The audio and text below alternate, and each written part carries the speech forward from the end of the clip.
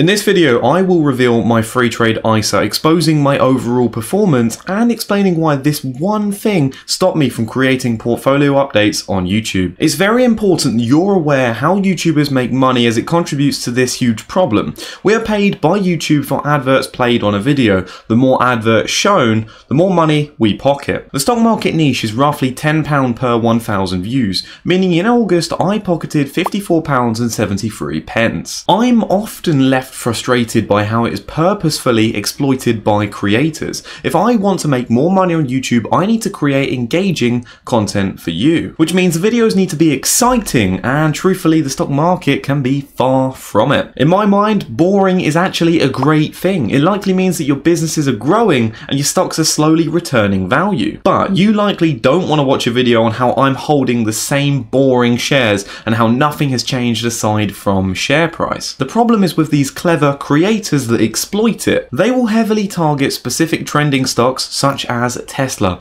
They will then update you on these shares every single day. I mean, how much can a stock really change in a day? I believe that this causes you to get an emotional attachment. You may fall in love with the investment even if things are falling apart. On the other side of the spectrum, you have creators that pretend to be transparent. They reveal their holdings but won't even show you the average share price of their investments or even the total number invested. Meaning a lot of these YouTubers create portfolios to get attention, which means they're more focused on the short-term ad income as opposed to building a long-term investment portfolio that genuinely drives value creation. And in reality, these viewers are going to listen keenly, but not aware of what faults these YouTubers have because these YouTubers are simply chasing views. I refuse to build a portfolio based on an excitement factor of stocks or how many views I can get. But recently I found a way that I can share my lessons, build a stronger portfolio and not rely on views. This means that going forward, portfolio updates are back,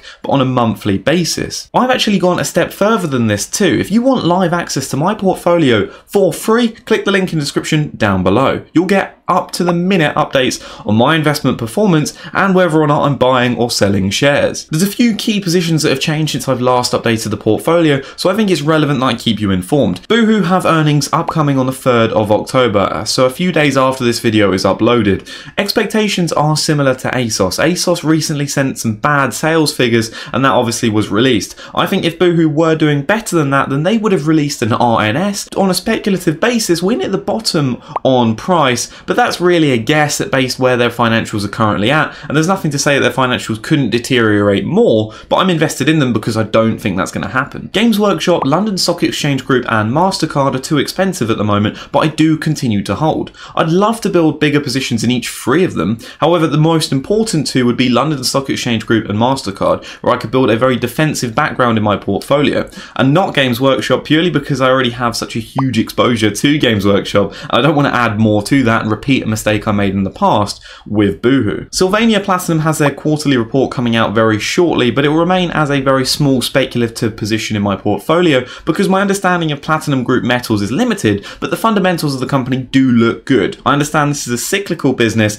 and so it's only a very small position and will remain to be so in my portfolio. I've actually added a new stock to the portfolio and I know there's going to be comments already going, "This is poor diversification. How dare you buy such a stock like this? Look how it's falling. You should invest on momentum." Quite frankly, I don't care what you think. I've done this based on the numbers and I think it's a very attractive entry price for a good quality long-term company. I'll build this position cautiously with an emphasis on only buying small chunks in percentage intervals. In terms of my overall performance, my best stock is Google, which is up 42%. My worst stock is Boohoo, which is down 74% and very close to a £20,000 capital loss on that position, so quite a staggering amount. I know I'll get the question going, well, are you going to sell this? Are you going to move it into another stock? At the moment, I don't think there's a reason to do so, so I am sitting on an overall large paper loss, but I do think that this can recover over time. Year to date, I'm actually outperforming the S&P 500. My portfolio is up 13.5% versus the S&P 500, which was hovering around 12.5%. That said, overall in the last 3.5 years, I'm actually down 43% compared to the S&P 500